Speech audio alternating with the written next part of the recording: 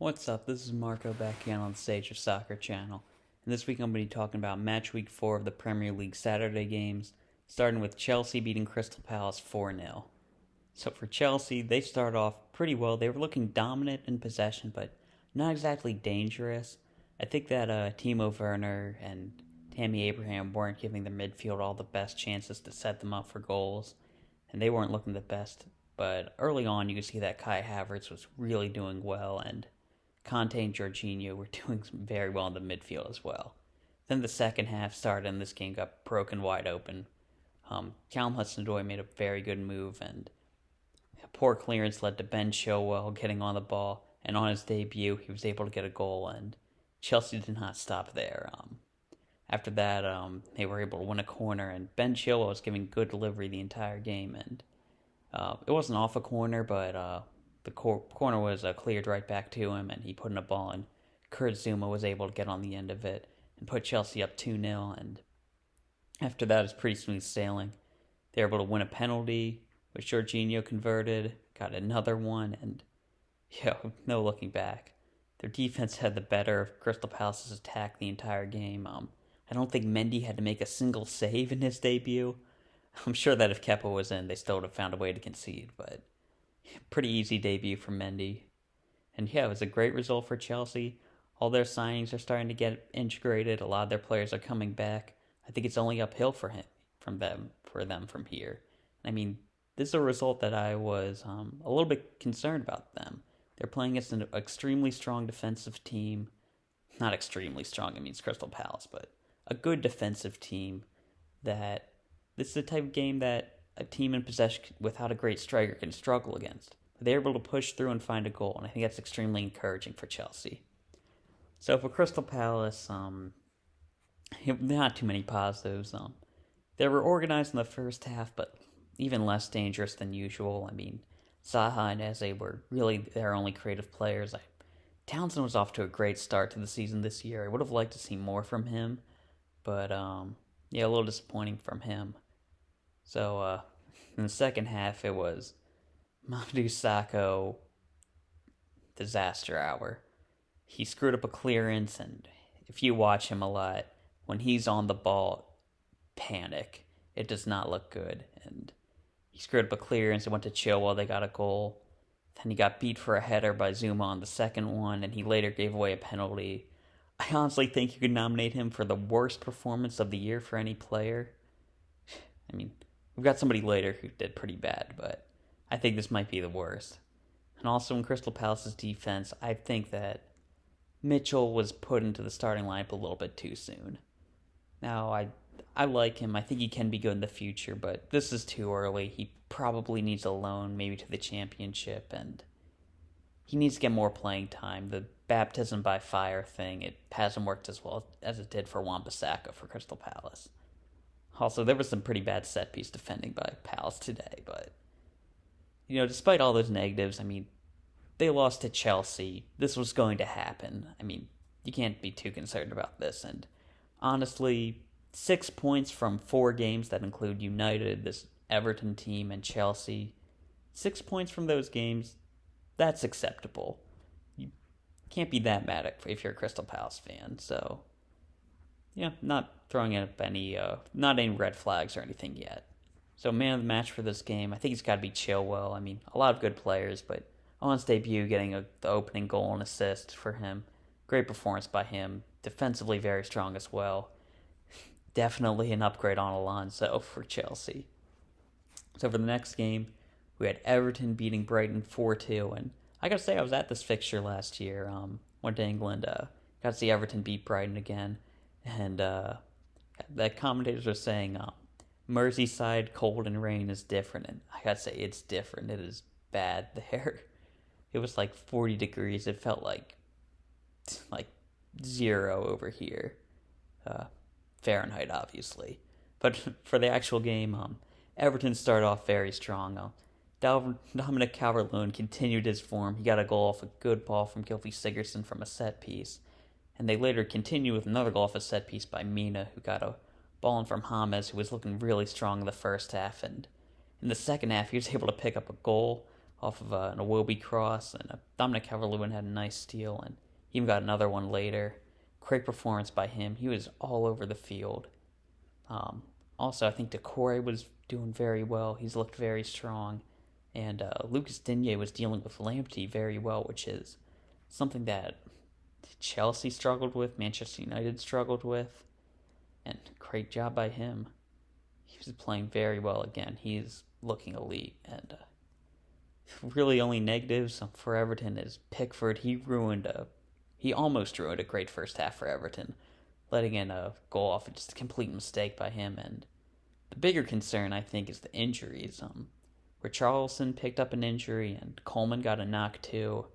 And honestly, Carlo Ancelotti's done a great job, but I do have to wonder about him going all out in the EFL Cup. I mean, I just called it the Capital One Cup. I mean, it's not that big a deal, especially when it looks like you have a great shot at competing for the Champions League.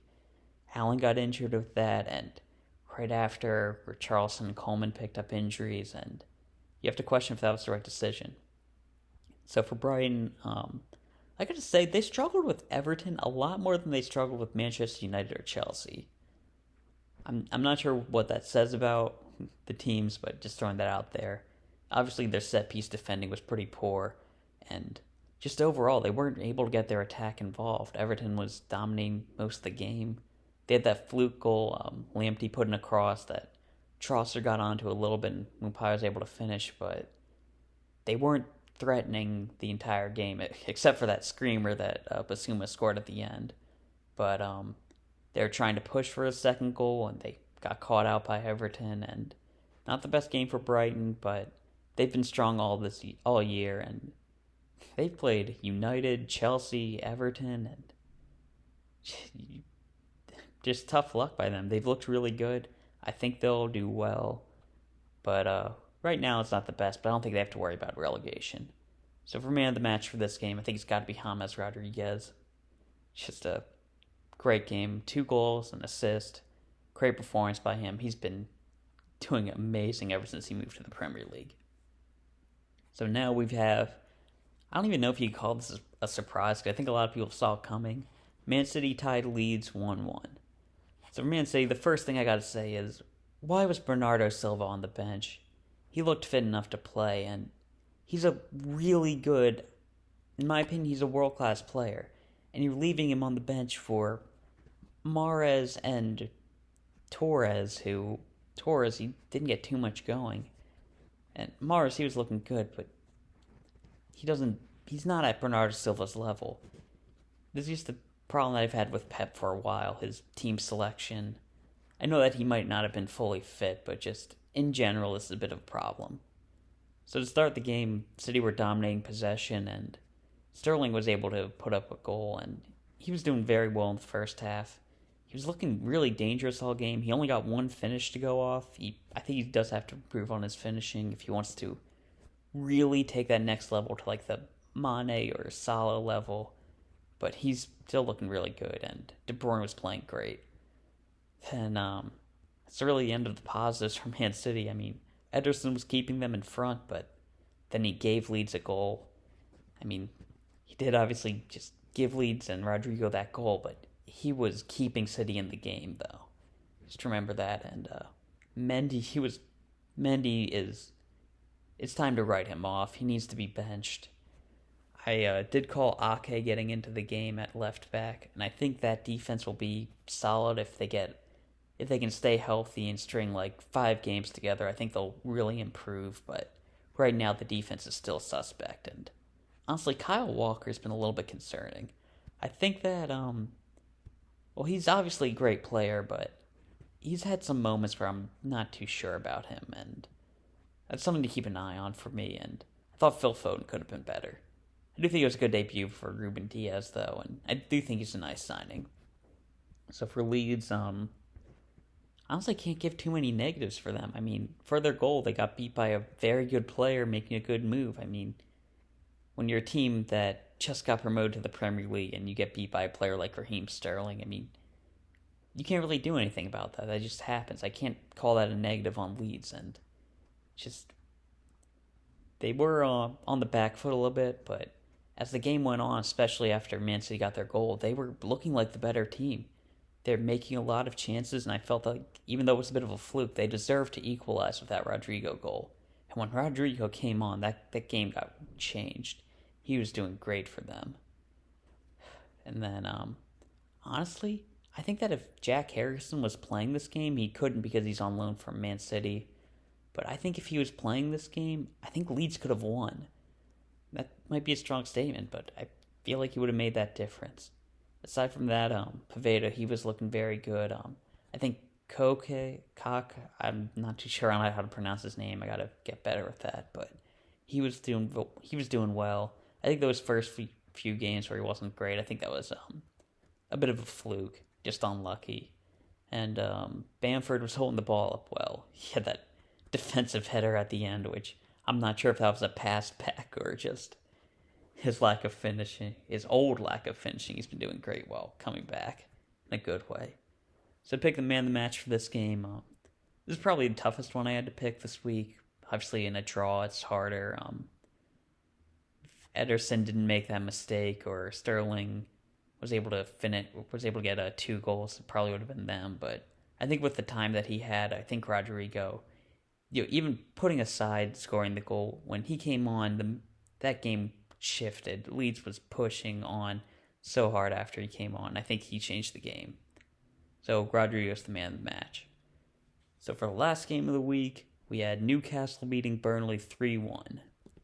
And Newcastle, it was a really good performance by them.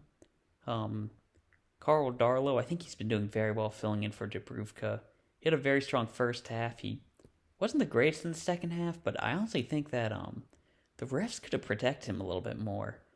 Like, I feel like if this was like a top-class goalie, the refs would have, but Barnes and Vidra and Wood, they were all really attacking him, and I feel like they could have called like one foul. Like, he was really getting pressured, but aside from that, St. Maximin had a great game. He had an amazing goal. He picked it up at midfield. He dribbled the whole way, beat 3 or 4 Burnley players, and put in a great goal. And then he had a really nice assist in the second half, setting up Wilson for a goal. He did come off injured, which is really concerning. I hope he's doing all right. But just a great performance by St. Maximin. Aside from that, I think the midfield is doing pretty well. John Joe Shelby was doing all right. Hayden, he's been pretty good lately. And Hendricks, they were all doing well. Hendricks against his former team. Wilson he had a pretty good game as well. I mean, the finish was a bit of a tap-in, but he had to go and work into that position. I don't think that's something you should hold. I don't think people should go, oh, he's a tap-in merchant. I don't think that's a way to think. That was a good goal by Wilson. Then he got a penalty later as well. I think for Newcastle, the only negative I could say is from like the second half when they were up 1-0 until Burnley got an equalizer, they were really on the back foot, and Burnley was dominating the game. I don't think they defend well as a team. I think that'll come back to haunt them eventually, but still a great performance by Newcastle today. So for Burnley, she's starting at the back. Nick Pope I think he's been suspect this year, and this game really came out. There were 3 times when he was outside of his net that he just let really easy chances, and he finally got punished for the 3rd goal. He was doing very poor with the ball at his feet this game. And honestly, I think he could have saved that early goal by Newcastle. Then, aside from that, their defense is still poor on Burnley. Tarkowski returned, and he still wasn't able to make a difference. I think there's a lot of concern for this team going down. It's 4 games with no goals, and I think that they miss Hendricks. I think they miss Ben Mee, and Cork are both out. But it's really concerning for Burnley right now. If this doesn't change soon, there's a good chance Sean Dyche gets fired, and he's really been the guy holding this team together. So if there are some positives to take away, I think Dwight McNeil was still showing some really good signs. He's a great player. And Barnes and Wood were really pushing in the second half. And Westwood got a nice breakthrough goal. But they did lose the lead immediately. So not that great. But overall, concerning result for Burnley. Then Picking a man of the match for this game, I think I got to go with St. Maximin from Newcastle. Just amazing goal. Might be up in goal with the season conversations, and had great assist as well. Like I said, hopefully he's doing better. So that's it for those games. Tomorrow it's gonna be weird because they're playing games at the same time for the first time this year. So not sure if I'll be able to get this out quickly. I'm gonna be trying to pick up on like the other games during half times and breaks between games. So I'm not sure when I'll be able to get that up there. I'll try to get it up quickly. But yeah, that's about it. I'll see you.